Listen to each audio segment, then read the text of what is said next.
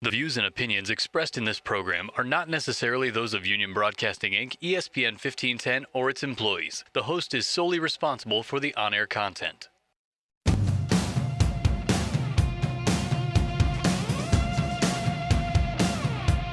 This is Casey Cares, Kansas City's nonprofit digital resource produced by Charitable Communications. We'll tell the stories of Kansas City nonprofits and the great people behind them. Casey Cares is proudly sponsored by the Ewing Marion Kaufman Foundation. I'm Ruth Baum Bigus. We're so glad to be back talking with the great people in Kansas City that are doing wonderful things to help their neighbors, the people we all know, the people we see on the street. Bobby's not with us today, but we have a great show as always, and we're going to start off with a bang. Yes, it may not quite be that December holiday, but the Johnson County Christmas Bureau is hard at work. And joining us is Larry Bigus, the executive director, and I will confess also who I happen to be married to. So I'm very lucky to have a relationship with somebody who has his heart in helping the city. But we want to dive in. Larry's been on the show before. We've talked a little bit about the Bureau, but we want to be brought up to speed.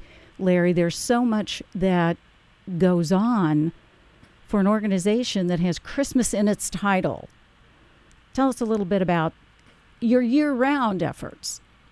Well, as soon as shop is over in December, we start purchasing merchandise because that's when the big discounts are at all the stores, and we generally get a discount on the discount because we are a charity. The audit starts in January. Planning for our 3 annual fundraisers then begins in January or February. Of course, we do client surveys and volunteer surveys.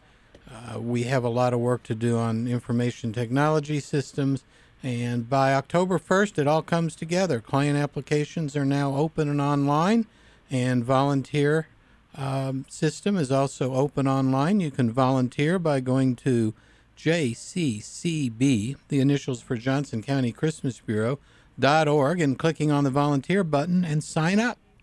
Well, let's back up a little bit. For folks who may not know what the Christmas Bureau is about, and you mentioned shop. So I think we need to clarify that, pardon me, we need to clarify that it's not just a shop for everybody to go shop at. No, it is actually a distribution center where we distribute merchandise to low-income Johnson County neighbors, winter coats, children's winter clothing, personal care items such as dental hygiene, feminine hygiene, soap, laundry detergent, shampoo, deodorant, and a lot of other items. We distribute a lot of books. We try to give each family enough groceries for 3 days for 3 fully balanced meals each and every day. A lot of times it's the only coat that child gets that winter. It's the only food that that family has to use to make a holiday meal. So the holiday shop is a distribution center where we don't charge our low-income neighbors. To receive a distribution at the holiday shop, they do have to apply online and receive an appointment. Now, you and I talk a lot with friends, acquaintances, etc., when we're sharing what the Christmas Bureau does. And I find that people are surprised by who you serve. Tell us about that Johnson County neighbor. People have a hard time with Johnson County and low income. Well, there's about 34,000 people in Johnson County living below the federal poverty level. Which is what?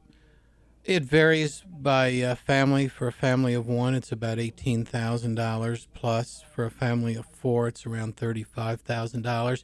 But it takes about $60,000 plus to make ends meet in Johnson County, Kansas. Pay rent, pay for a car, buy gasoline, pay for health insurance and medical care, clothing for your children, school costs. So $35,000 for a family of 4 is just over 50% of what it takes to pay the bills. So these are people that are having a hard time, and they're not necessarily people who aren't working. A majority of our clients actually have a job, but they're restricted to between $8 and $12 an hour. They're usually restricted to 30 hours a week. For a family of 4, that puts them well below 150% of the federal poverty level. You can't pay your bills on that kind of income.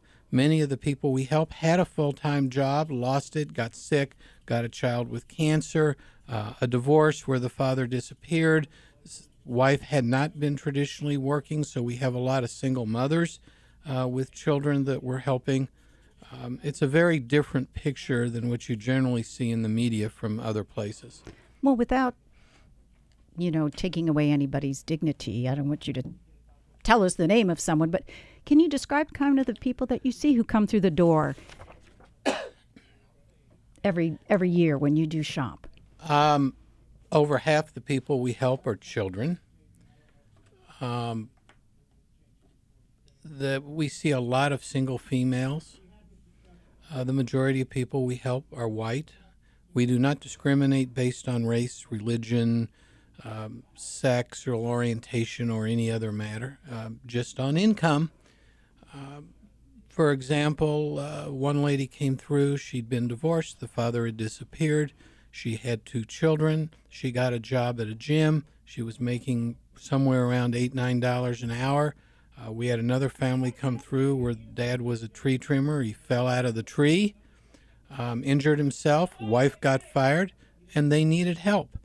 Most of the people we help are embarrassed to be there. They're only there for a couple of years, and then they get back on their feet. And something else that's interesting and very heartwarming is a lot of the people we help come back as a volunteer because they want to give back. They don't want to just receive a handout. That's amazing that they step up to the plate to do that. How do you make your neighbors who come and shop comfortable? You said that embarrassment is a factor. Are there things that you do to try to make it an easier step in the door for them? We treat them with dignity and respect. We don't look down on our neighbors who need a little bit of extra help at that particular year. They are escorted through the shop by volunteers who are neighbors. It creates a one-on-one relationship where they can talk and get comfortable with each other. We allow our clients to pick out their own merchandise. I don't know if their family likes green beans or corn or peanut butter, so they get to make their own selection. It's more like a holiday shopping experience than just driving up and having a box put in their trunk. So everything we can do for that dignity and respect, we try to do. So how do you put it all together? I mean, how do you run this store that's for 9 days? It'll be open 8 days this year. It's usually 9 days. We extended the hours later in the day. We run it with 3,000 volunteers. We start planning the week after last year's shop closed. We run fundraisers to raise money. We solicit in-kind donations. We use some of the cash, or most of the cash, to go buy merchandise to distribute. We have to inventory it, count it, box it. We have to find space. We move into the shop in November. We organize it. We set it up like a small department store. And then the volunteers come and help us run it. And then we move out in mid-December. Okay? And you don't have a home yet for this year's shop. We're getting a little desperate this year. It's getting a little late. We only need 50,000 square feet plus of donated space somewhere in Johnson County that has 200 parking spaces, HVAC, and a generous landlord or owner who's willing to let us use the space. So if you have that and you think you can help, they should do what? Go to your website or give the office a call? Email me at director@jccb.org, and I will respond very quickly because we're getting desperate. All right, well, we'll keep our fingers crossed that will happen. It's amazing. I had the privilege to volunteer and kind of watch us all come together. I mean, the toy department is like walking into, a Walmart, a Target, or anywhere that has just tons of selection. It's amazing to me. Are there things that you struggle with purchasing or getting? The coats and the books we get primarily from drives. We never have enough winter coats, especially children's winter coats. So we're running drives to get those, and we need as many coat drives as we can get. All the canned and boxed food we give out is through drives. We obtain the fresh produce, bread, those kind of items close to shop. We purchase the main course protein, but we're dependent on those drives for the canned food and the box food. So if anyone's interested in running a drive of either coats or food, we would love it. And the amount we can distribute to our low-income neighbors is dependent upon the success of those drives. And this keeps you busy all year? Oh, absolutely. To raise all the money, obtain the in-kind donations, plan all the different events throughout the year, it's absolutely a year-round function. And you have some other activities, though, that are associated with the Christmas Bureau, and one coming up, I believe, in November. Yes, in November, we run an event called the Festival of Trees.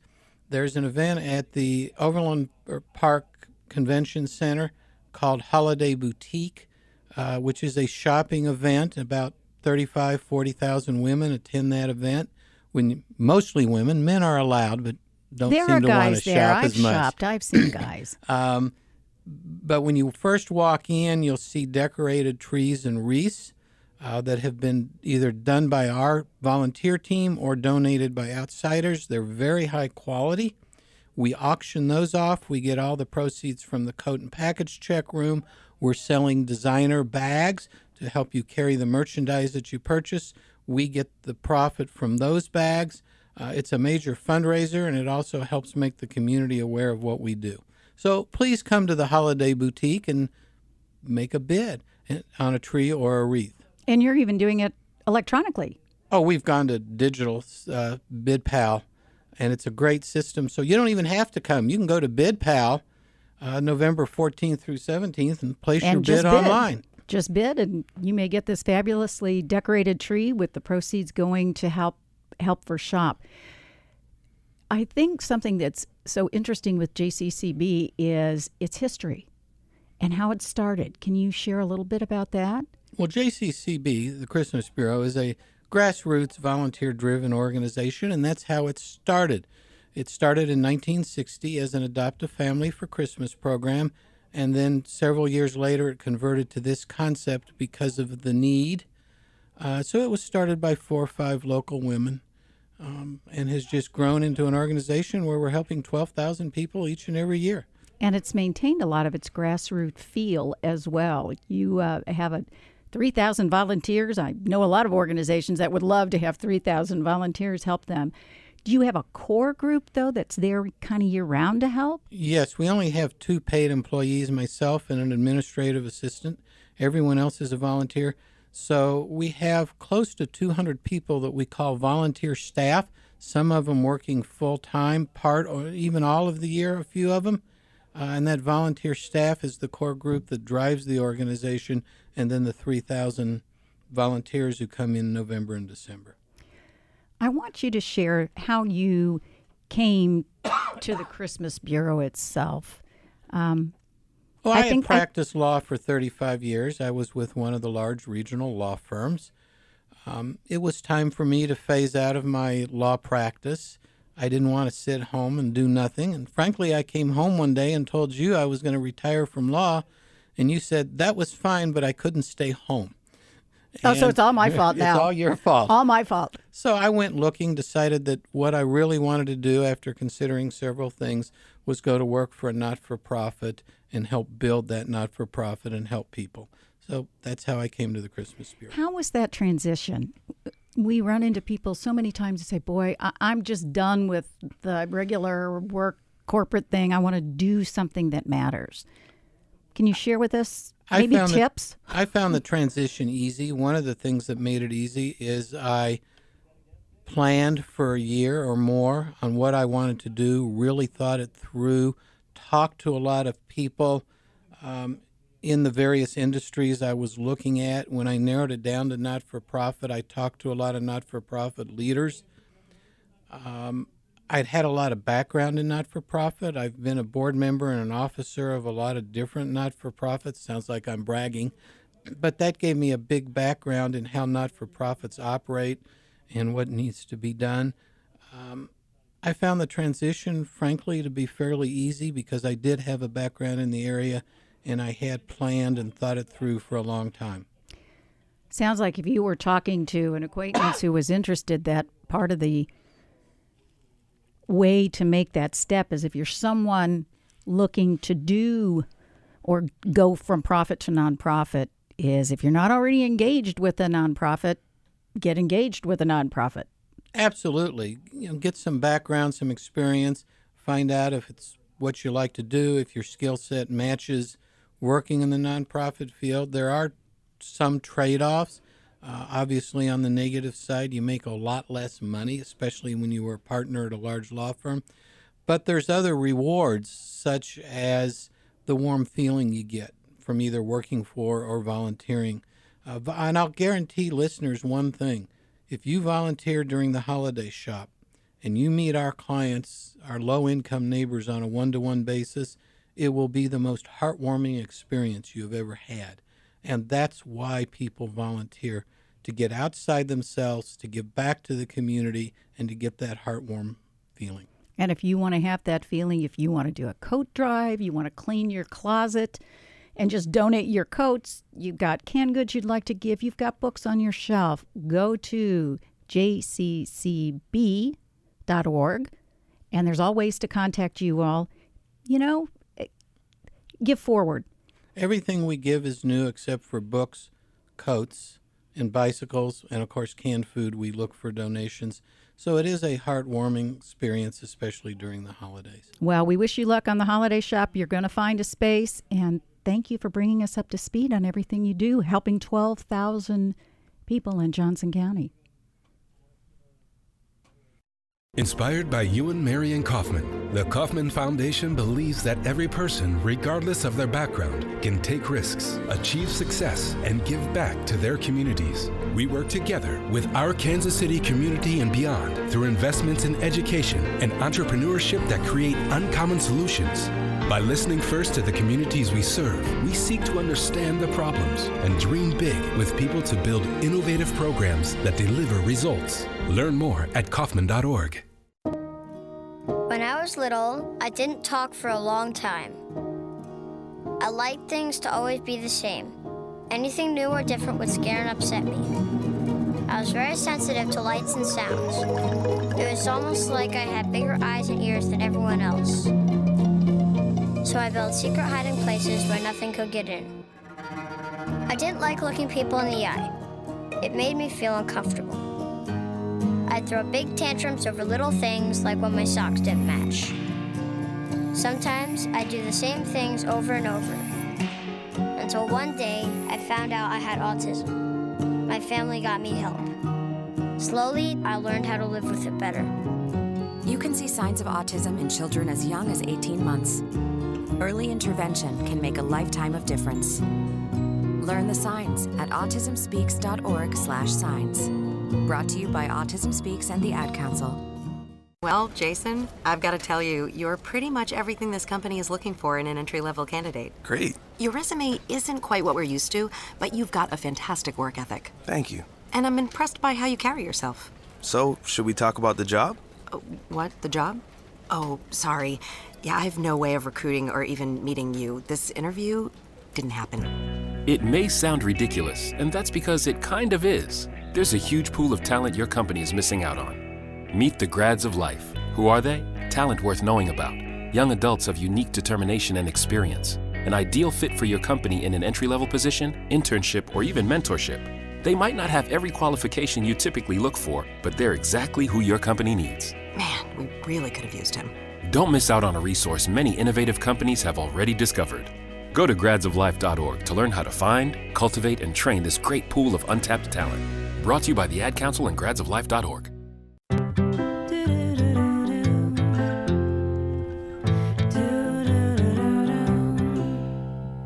Green, green, green. It's your home, it's your dream. Radon testing, keep it healthy and clean. Make it green, green, green. Making it green is making sure the air in your home is healthy for your family to breathe. Make sure you test your home for the presence of radon. It's easy. To learn more, call 866-730-GREEN. Preserve your family's health and well-being. Get your home tested. Now that's living healthy and green. Green, green, green. It's your home, it's your dream. Radon test. invest and keep it healthy and clean. Make it green, green, green. To learn more, call 866-730-GREEN. A message from the U.S. EPA. Hi, this is Carl Edwards here for RAD, the entertainment industry's voice for road safety. You want to make a difference? It's simple. Be responsible. Plan ahead. Designate before you celebrate. Friends don't let friends drive drunk. Baby, you can drive my car. Yes, I'm gonna be a star. A public service message brought to you by the U.S. Department of Transportation, RAD, the National Association of Broadcasters, and the Ad Council. It's nonprofit voice and digital resource helping organizations to survive and thrive. We'll tell your story to our community. I'm Ruth Bigus. We have a very interesting nonprofit with us today that I learned about through a friend. Thank you, Cynthia Gregorian. That's a shout out for you. It is called the Grooming Project, and it's part of a broader organization called Empowering the Parent to Empower the Child. And joining us is Barb Daniels. I feel like I should call you Barbie because everybody seems to call you Barbie. Yes, they do. Welcome. We're so glad to have you and learn all about the Grooming Project. Well, thank you. We are very glad to be here. Thank you for having us. Tell us a little bit about it. It may surprise somebody when they hear grooming. They may think their own, hair and face, but it's a little different. So the Grooming Project is a non-for-profit organization here in Kansas City. EPIC is our mission to empower the parent to empower the child. And the way that we are able to do that is to offer grooming school at no cost to our families who fall under the poverty guidelines. So we work with a lot of single moms, a lot of homeless families. And what that looks like is we are able to provide them to go to grooming school, which the school is located at 5829 Troost. And it's school for 6 months. They don't have to pay for it. It's not a loan. It's something that we're giving to them so that they can learn a skilled trade and be able to provide for their family, because groomers make really good money. So, and it's always a career that is to find a job is very easy to find a job in that. Where did this idea come from? So Natasha Kirsch is the CEO and founder of the Grooming Project, and she actually met me when I was in a shelter with my 2 little girls, and she was going to UMKC getting her master's degree, and she was interviewing us, different women in the shelter, and she saw how hard it was for the single moms to be able to provide for their families, because the jobs out there, when you have to pay for childcare and you have to do these different things, the jobs out there, it's not a livable wage that they were making. So it was very hard to provide for a family and be able to, have a good quality of life. So she actually calls me the inspiration because she saw my struggles, and she says, we've got to do something about this. So her mom actually owns a grooming salon in Iowa. And so she remembered that. She was like, my mom's always looking for groomers, and my mom makes really good money. So that's kind of how the idea sparks. And then if you know Natasha like I know Natasha, she took that and ran with it, and it's just doing amazing things in this community. Well, since she isn't able to join us today, give us a little insight into this woman I've heard so much about. She must be just a powerhouse to say, I'm going to do this. She is a powerhouse. So, the building that we're in actually was like it was like a garage that was just completely full of junk. And I remember reading an article where she walked in and she said, this is perfect. I would have looked at it and ran, but she walked in and said, no, this is perfect. And so, I think in the program, she allows us, as I'm her case manager and advocate, and then we have a director of student services, Betty Jean Cran, and she's a social worker.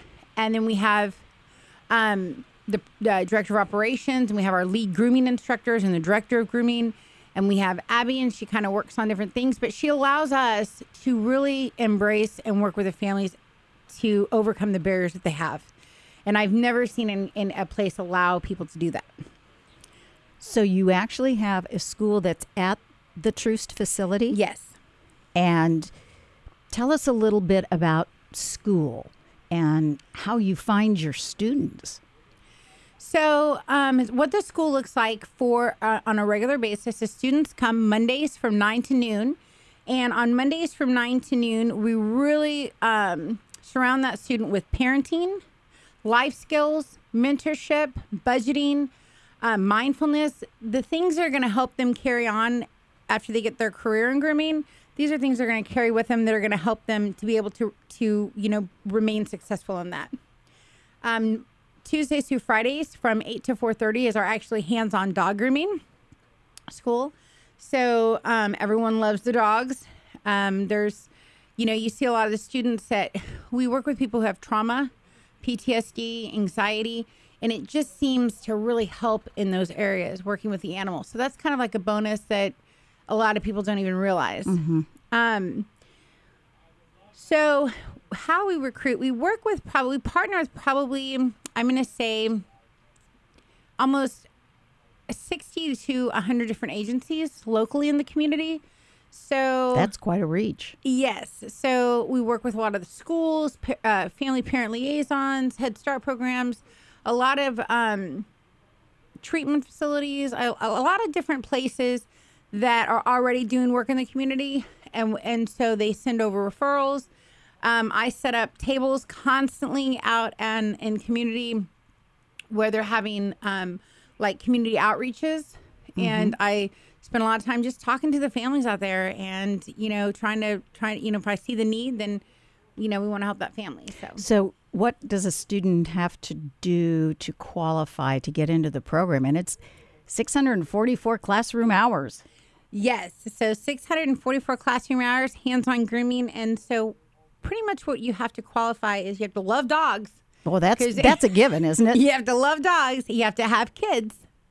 And actually, the kids, the families we work with, we understand that sometimes things happen. And so the kids don't necessarily have to be in the home. They can be in custody with, CPS or DFS or KVC. We see situations where the family's trying to get their kids back. So they are still qualified and can enter our program. And I actually will advocate for them in the courtrooms of that to try to help them in that area. And so pretty much qualifications are you have to want a career in dog grooming. You have to love dogs, have kids, and you want to, just want to be able to turn everything around, have a great life. Do you have, so you let those agencies do all the vetting in terms of any income qualifications or anything like that, or is that not even part of the picture? Well, the income qualifications, you have to be on some kind of government assistance. Okay. You have to fall kind of like on that guideline where you're receiving government assistance or under that poverty level. And so I do screenings when clients call, even if it is from an agency. And this is totally free for your students? Totally free for the students. How do you do that? So we operate off of private donors and grants. And what is the cost, to educate a groomer? Have you ever put a dollar on what? It's about $20,000 a student. And you take how many students then in a series of a 23-week course? We're able to do every 3 months we do cohorts, which will have about 12 students, sometimes a little bit more, but we try to keep it around 12 students. And do most of them make it through? Because they've got so many things pulling at them at the same time. Well, that's what's really great about this program is because we're able to face those barriers that they have head on. So having the case management and the resources and the different things and being able to work with them prior to coming into the program, because once you enter the job training program, you're able to get the child care subsidy, which helps. Oh. So now, and then we've made so many partners and resources out in the community that any barriers that they might have, we try to help them overcome those so that they can be productive and be successful in the school. One thing that's really great about this is that, groomers have tools. They need tools. And they're not cheap either. And they're not cheap. We provide all the tools while they're in school, but when they graduate, which we have 100% job placement with our graduates. That's tremendous. Yes. They are given a huge duffel bag full of all their grooming tools and supplies that they're going to need to carry it out in the work field. That's amazing. Who teaches them? So we have two instructors. We have Terry Alders, which is the director of grooming right now, and she has two of the biggest grooming salons in Kansas, Empire Pets. So she's amazing. She was a groomer. Her mom is a groomer. And then we have Lacey Adair, who she is getting ready actually to move into that director position here. And they're just both amazing with the students, and they know their stuff. So it's like, you know, all of the dogs that come in, the students are working on, but everything gets overseen by them, and they're very experienced. All right, so tell us about the precious pups. How do they get these dogs to work on? They're practice pups. Well, so we offer grooming at a very low cost. So our prices are extremely low at the school. So it's like with cosmetology. If you were going to go in to get your hair done, you went to a school and you'd pay a lot less price. But we also have the low prices for another reason. Not only that we want everyone to bring their dogs in because it's completely inexpensive to bring your dogs to be groomed there, but we also service the community that we're in, and we want to make grooming affordable for all the families. So if one of your students has a pet, they can just bring them in. That's great. Yeah. That is so cool. I bet a day down at school is always interesting because there's different dogs that come in, right? You're not... Yes. Unless you're taking a dog and starting with long hair, and then as the week goes, you have... I've seen like with a stylist. Yeah, I've seen some different things. I've definitely seen a lot of different dogs, a wide variety of dogs come in, which is great because that really gives the student that experience that they need for when they go out into the field and they're working every day. Absolutely. And you all as an organization are not that old. You're 3 years old, right? 3 years, yes. 2016. 3 years. So in that 3 years, we've graduated 56 people. Oh, that's just tremendous. Are most of the folks employed here in town? We work all over. So yes, Kansas City, Kansas, St. Joe. And so, yes, so we work with several different companies. We work with like Petco, PetSmart, Go Pet Go, and then we work with probably 100 different just salons, like mom and pop stores, high-end salons. Right. We work with vets. We work with animal hospitals. So it's a variety. So people really, the one thing that I like is that in the last few weeks of their schooling, students get to go out and do internships at a variety of places. So they really get to experience what it's like in the workplace. And all the different options and opportunities that are there for them. So it's kind of like they get to see what's out there before they make a decision where they want to go. Forgive my ignorance, but is there certification that's required? I know for human beings there is, and there's a whole board of cosmetology and tests. Is that also true in the animal world? Yes. So they become certified groomers. So who certifies a groomer? Is it a state? It is. Okay. So we are actually with the Missouri Board of Education. So our schooling is they when they become certified, that's kind of a huge thing because that certification as a certified groomer, they can take anywhere with them. So if for some reason they need to relocate, they've got that skill that you all have provided. Yes. This is tremendous. And how cool to work with dogs. I know, right? A little bias there. Sorry about that. And you've had some excitement. You've opened your own grooming salon.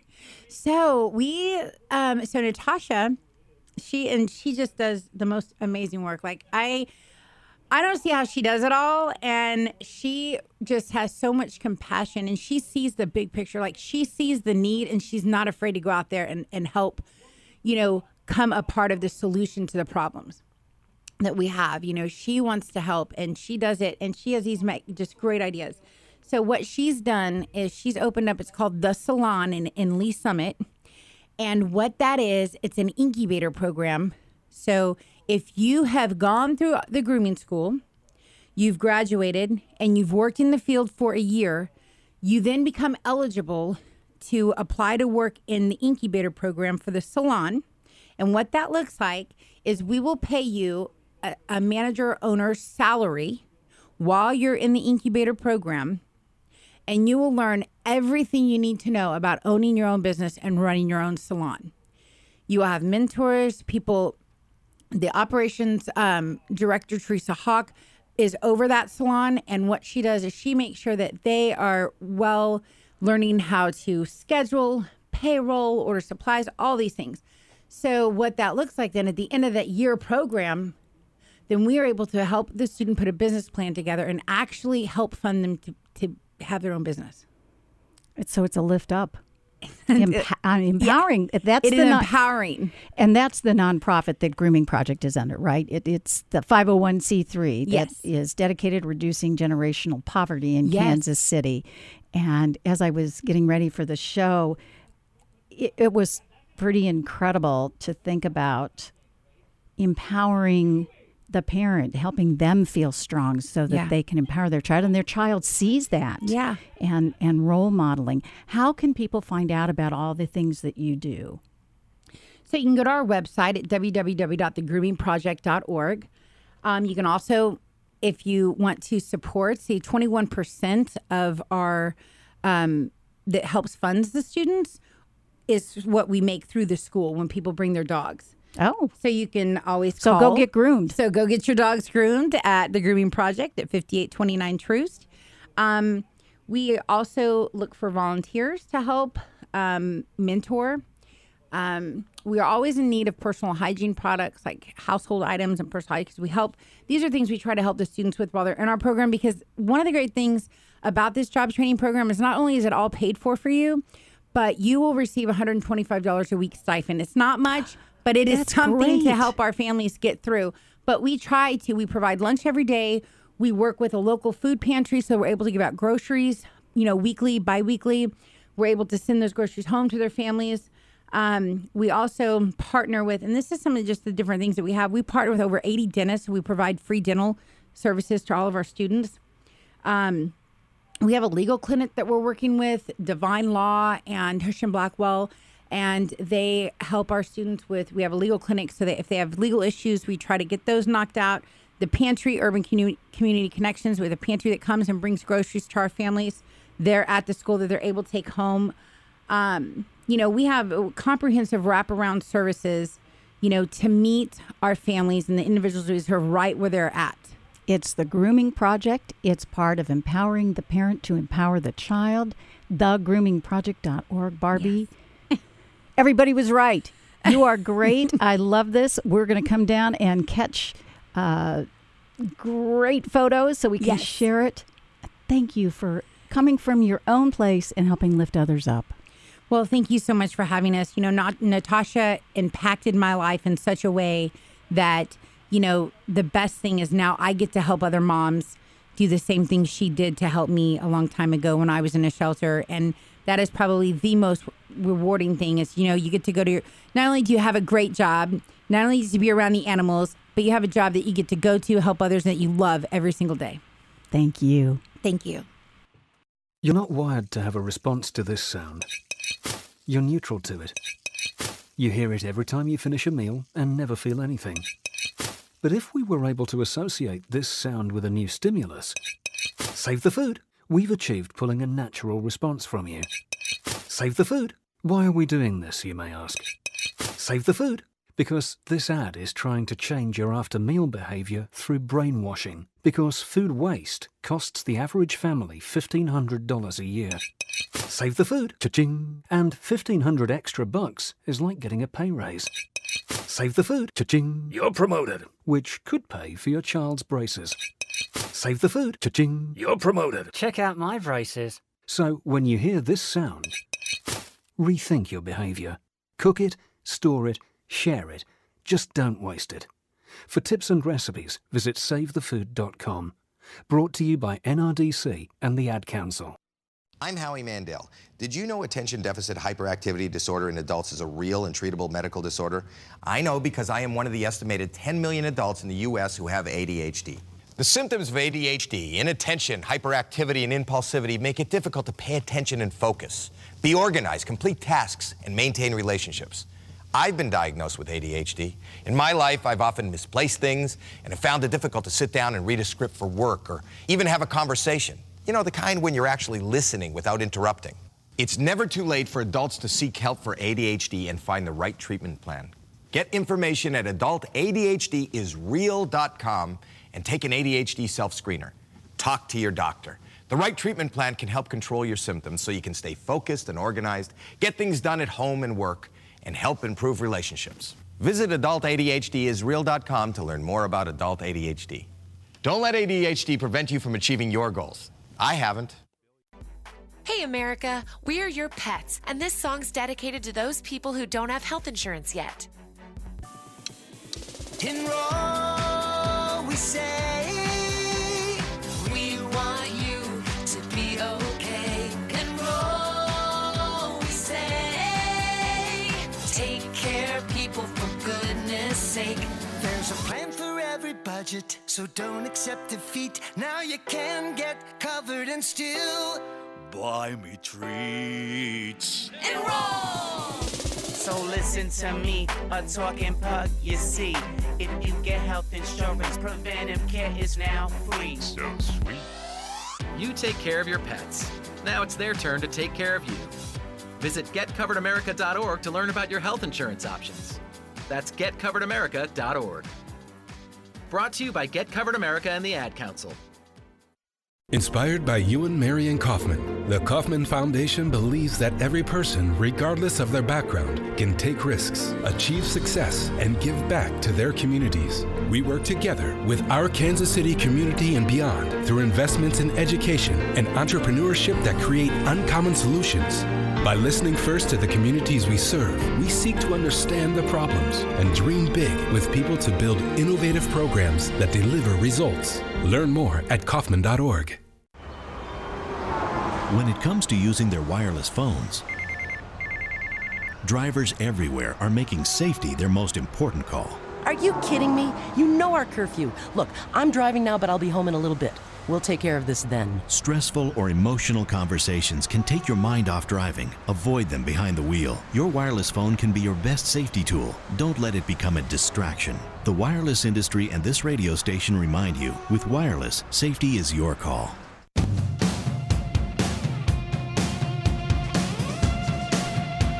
Welcome back to KC Cares, Kansas City's window on the nonprofit community and the people they serve. I'm Ruth Baum Bigus.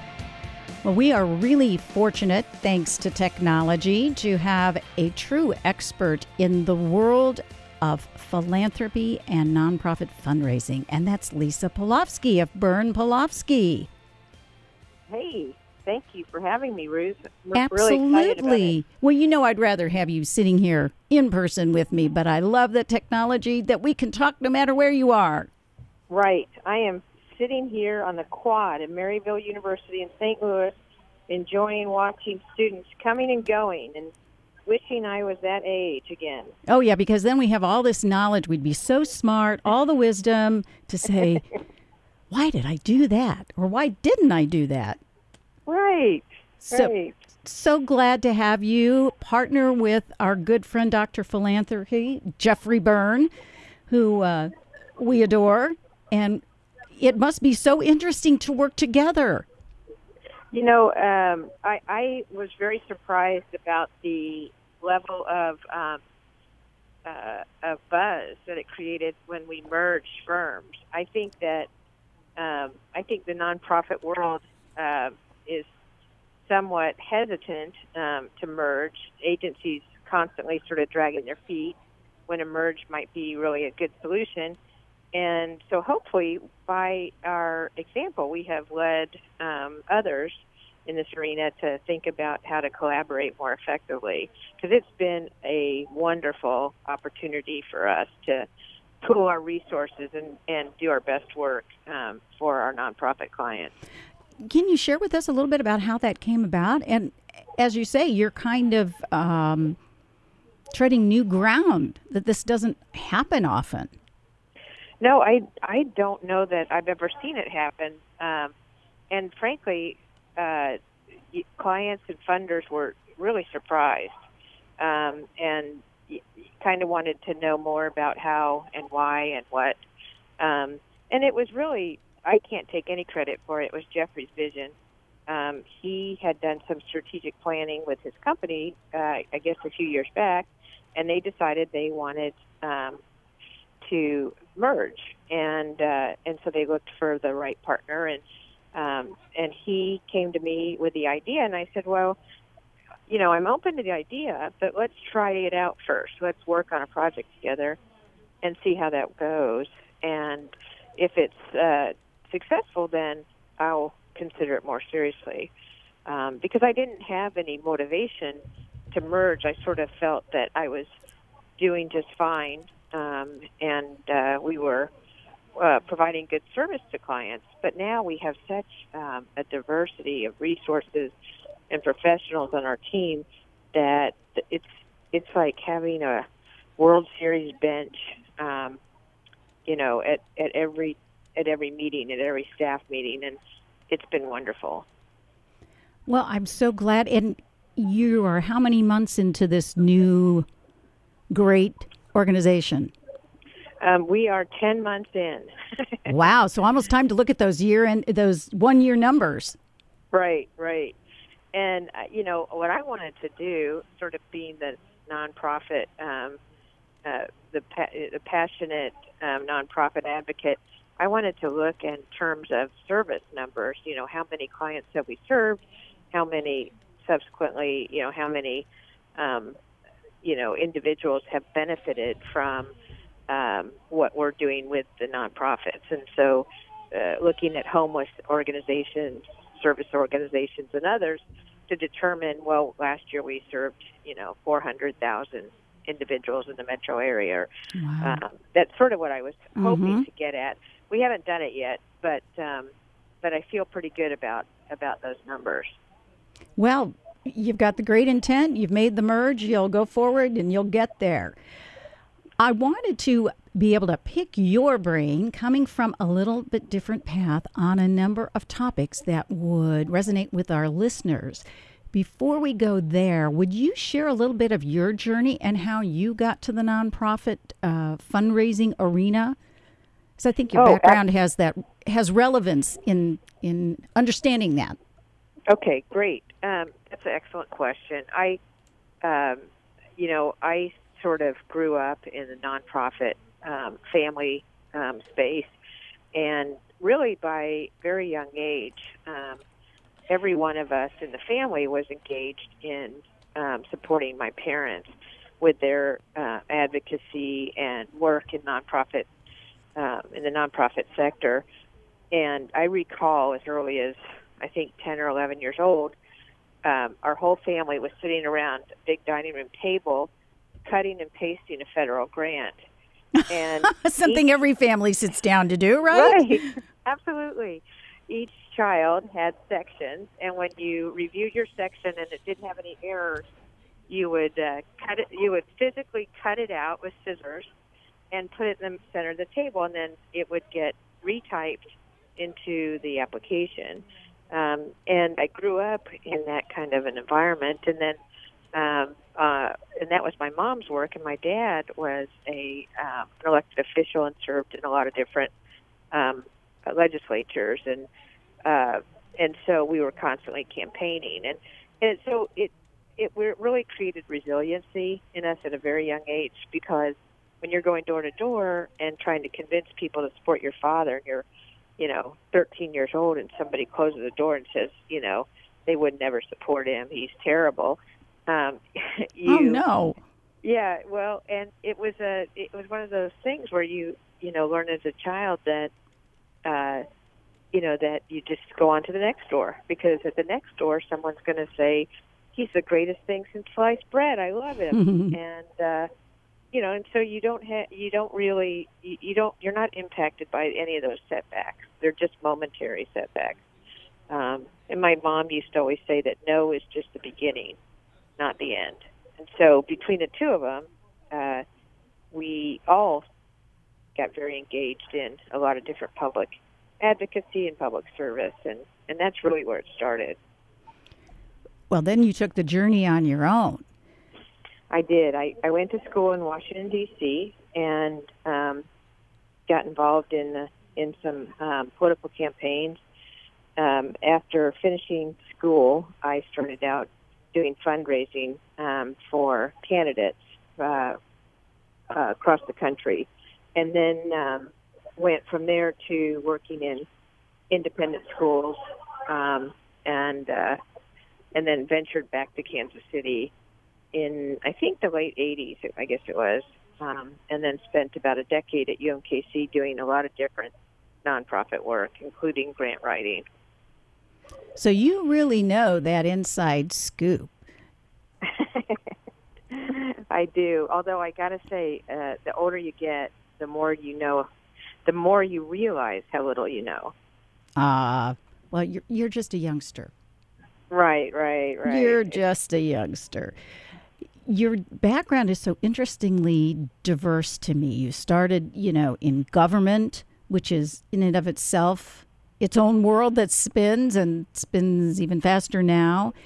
And then in the schools, private school world, you've done a number of things, associations in the community, everything from the Jackson County Prosecutor's Office and the police department to the NCAA. How do you mix all that? How has that helped you in what you're doing today? Well, ironically, it is eclectic, but it's because I always chose the things I was passionate about at that moment. But, a lot of those are lifelong passions. But I always felt like my interest led my activity. And when I was at UMKC, I had a decade to really explore a lot of different topics and a lot of different public challenges, and got very engaged in and interested in law enforcement and sort of forensic science and some of those kinds of things. How do we do things? How do we find solutions more effectively and quickly that apply to lots of different public scenarios? And that's, if there's a theme, I think that's it. But I really enjoyed learning about all these different industries and agencies that do great work. And what was interesting to me about, for instance, I spent 4 years as an appointee to the Board of Police Commissioners, and what I loved the most about that opportunity was getting to know the 2,000 employees that worked for the police department, because they were so eclectic and often very well educated and interested in problem solving and in making the community a better place. And that's what really drove so many of them to policing, which isn't really what you would think. It doesn't seem to be the obvious, basis for pursuing policing or law enforcement. But that was came across to me as a very unique feature of many of the individuals who chose that pathway. So I guess I'm always surprised about my assumptions of, why people get into the fields they get into and why they want to solve certain problems and that kind of thing. It's always interesting to learn about somebody else's path. Absolutely, and that's why I asked you all these questions, is what your journey had been. And you're an athlete. You played collegiate sports, so I think that brings in a whole different perspective as well when you're working with organizations. Yeah, it does. I found that a lot of the people I would hire were also athletes. When I had the company prior to merging with Jeffrey, and I found that athletes, they like to win. And that's a significant motivating factor in their success, is that they don't want to fail. And as a result of that, they make great fundraisers. So I found that, to be really relevant. Plus, I think that, part of fundraising is connecting with people, and you could certainly do that through sports, conversations and everything. I over the years tried to be more attentive to sort of some of the mainstream sports and scores and that kind of thing, because people often want to talk about it. It's a great way to start a conversation.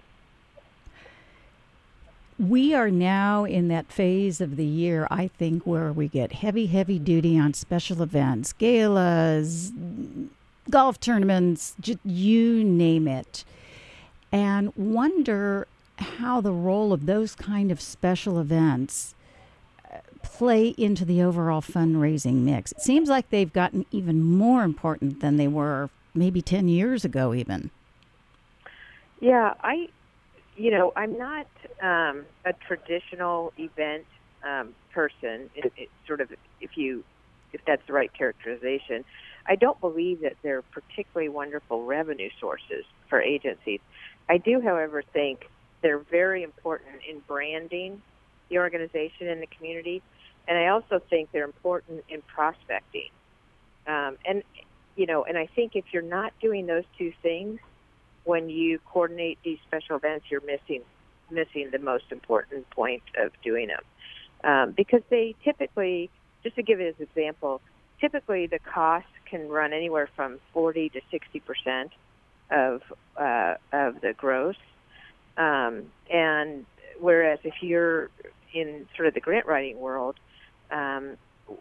we generally speaking charge our fees are about 10% of what we bring in. And there's no special event out there that is as effective in fundraising as is the grant writing industry. So, dollar for dollar, grant writing is your best bet. However, it's so important to have that positioning in the community, and that's what you get through those special events. Well, I know on your website, which is bernpolofsky.com, there is a whole blog post about the 9 cardinal rules for special event success. That's by Barb Block. And I would encourage our listeners to go check that out. I think it's an excellent checklist and something you should look at before you inherit an event, something to keep in mind because they are a tremendous amount of work. They can bring in revenue, but they are a lot of work. Lisa, I am so glad that we've had an opportunity to have a conversation about you and some of the things that Bern Polofsky does in the community. And I would just encourage people to connect with you all and see free advice that you even have, up and operating. And we're so glad that you are part of the philanthropy sphere here in Kansas City. Well, Ruth, thank you. And I know you've done some great work with so many families and individuals and are a wonderful advocate for nonprofits and for charitable giving. So you keep up the great work that you're doing. And thank you for having me today and for having Jeffrey Byrne as well on a regular basis. We certainly enjoy the opportunity. Thank you. And thank you for listening to Casey Cares, Kansas City's nonprofit digital resource produced by Charitable Communications, a 501c3 nonprofit organization. Casey Cares is generously underwritten by the Ewing Marion Kaufman Foundation. Casey Cares podcasts are available at caseycaresonline.org. To be a guest on Casey Cares or underwriting opportunities, please visit our website.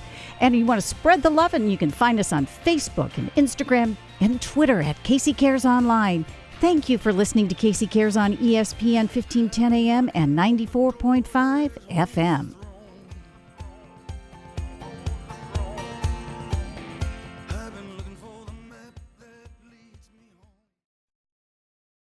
ESPN Kansas City is KCTE Independence and K233DM Raytown, 1510 AM, 94.5 FM.